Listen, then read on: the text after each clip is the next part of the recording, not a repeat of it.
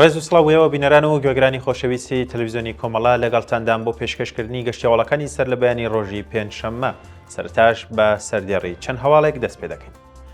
دەست بە سەرداگرتنی ماڵ و سامانی دەیان هاوڵاتی لە پارێزگاکانی هەمەدان و مازەندەران، دەستگیرکردنی چەند هاوڵاتیەک لە تەران بە تۆمەتی ئەمنی، هۆشداری بەریتەنیا بە ڕژێ مێران سەبارەت بە دژە یەهودی بوون، سەرکۆنەکردنی هێرشەکانی ڕژێمی ئێران لە کەنداوی فارس لەلایەن یەکێتی ئەوروپاوە و کوژرانی چەند ئەندامێکی حەماس لە هێرشەکان بۆ سەر باکووری غەزە.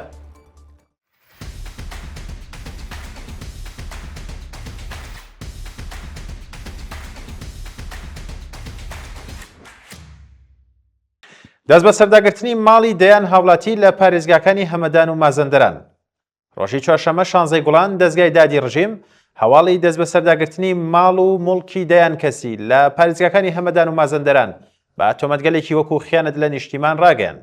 بە پێڕاپۆرتەکان دەستگای دادی ڕژیم دەستی بەسەر ماڵ و موڵکی 40 هاوڵاتی داگرتو بە تۆمەتی خیانەت لە نیشتیمان هاوکات داواکاری گشتی پارێزگای مازەندەرانیش هەواڵی دەستنیشانکردن و دەست بە سەرداگرتنی نزیکەی 20 موڵکی بڵاو کردوێتەوە کە سەر بەو کەسەنن کە بەوتەی ئەو بەرپرسە پەیوەندیان بە نایارانی کۆماری ئیسلامیەوە هەیە و بەوتەی ئەو بەرپرسە دادوەریە لە کاتی خۆپیشاندانەکانی مانگی بە فەرامباردا زیاتر لە 1000 کەیفەرخواست بۆ ئەو کەسانە دەرچۆکە بە ئیدعای ئەو ڕۆڵی ڕاستەوخۆیان لە خۆپیشاندانەکاندا هەبووە.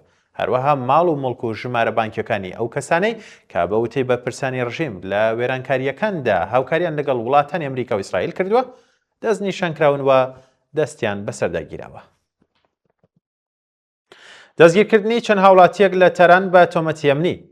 راپۆرتەکان باز لە دەستگیرکردنی چەند هاوڵاتیەک لە تەران دەکەن بە تۆمەتی پەیوەندی لەگەڵ میدیایەکانی دەرەوەی وڵات و بڵاوکردنەوەی ڤیدیۆی دانپێدانانی هەندێکیشیان بڵاوکراوەتەوە و لەو راپۆرتەدا هاتووە کە ئەم کەسانە بە پەیوەندی لەگەڵ میدیایەکانی جێگیر لە دەرەوەی وڵات تۆمەتبار کراون و لەلایەن پۆلیسی ئەمنی ڕۆژاوای پارێزگای تەرانەوە دەستگیر کراون و دوای پێکهێنانی دۆسیەش ڕادستی لایەنە دادوەریەکانی ڕژێم کراون. هەروەها ڤیدیۆی دانپێدانانی زۆرەملەی لانی کەم 3 کەس لەو کەسانە بڵاو کراونەتەوە. نازنامەی دەستگیرکراوان کاتی وردی دەستگیرکردن و شوێنی ڕاگرتنیان لەم راپۆرتانەدا ئاماژەی پێ نەکراوە. هۆشداری بەریتەنیا بە ڕژێمێران سەبارەت بە دژە یەهودی بوون. سەرۆک وەزیرانی بەریتەنیا ڕایگەیاند کە وڵاتەکەی خەریکی لێکۆڵینەوەی لە ئەگەری ڕۆڵی ئێران لە هێرشەکانی ئەم دوایی سەر کۆمەڵگەی یەهودیەکان.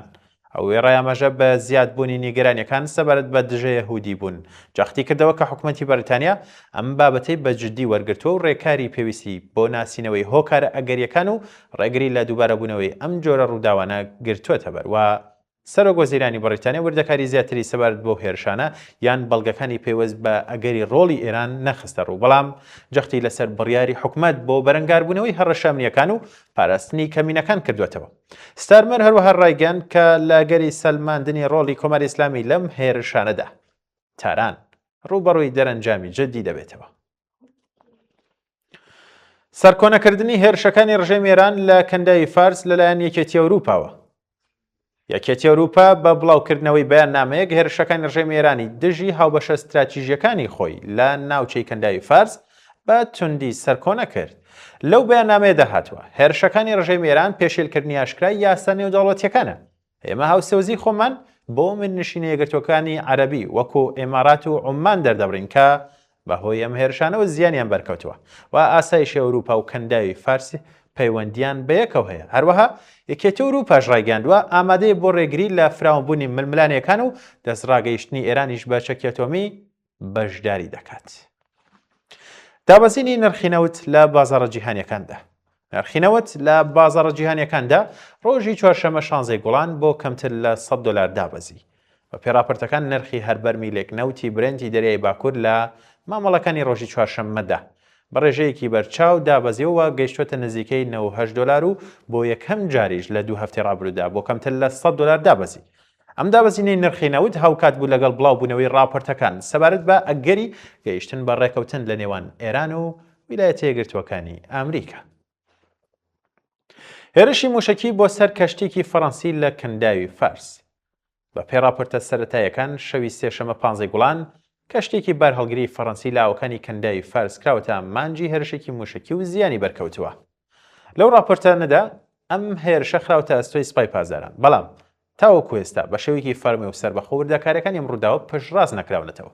زانیاری لەسەر ڕادەی زیانەکانی کەشتیەکە، باری تەندروستی ئەندامانی یان شوێنی وردی ڕووداوەکەش لەبەردەستدانی و سەرچاوە فەرمیەکان هێشتا هیچ کاردانەوەیکیان بەرامبەر بەم راپۆرتانە نەبووە. مارجەکانی ئەمریکا بۆ دەستپێکردنەوەی هاوکاری دارایی و ئەمنیەکان بۆ عێراق. واشنگتۆن دەستپێکردنەوەی هاوکاری دارایی و ئەمنیەکانی بۆ عێراق مەرجدار کردو بە هەنگاوی دیاریکراوی حکوومەتی داهاتووی ئەم وڵاتە بۆ سنووردارکردنی دەسەڵاتی گروپە نزیکەکانی ئێران. و بە وتەی واشنگتۆنیش ئەم هەنگاوانە بریتین لە دەرکردنی هێزە ئەمنیەکان لە دامەزراوە حکوومیەکان، بڕینی سەرچاوە داراییەکان لە بودجەی فەرمی و ڕاگررتنی پێدانی موچە بەندامانی ئەم گروپانە. حکوومەتی ئەمریکا جەختی کردوتەوە کە جێبەجێکردنی ئەم جۆر هەنگاوانە دەتوانێت نیشاندەری گۆڕینی ڕێبازی حکوومەتی عێراق بێت بەرامبەر بەم گروپانە و زەمینە بۆ دەستپێکردنەوەی تەواوی پشتگیریەکانی واشنگتۆن خۆش دەکات.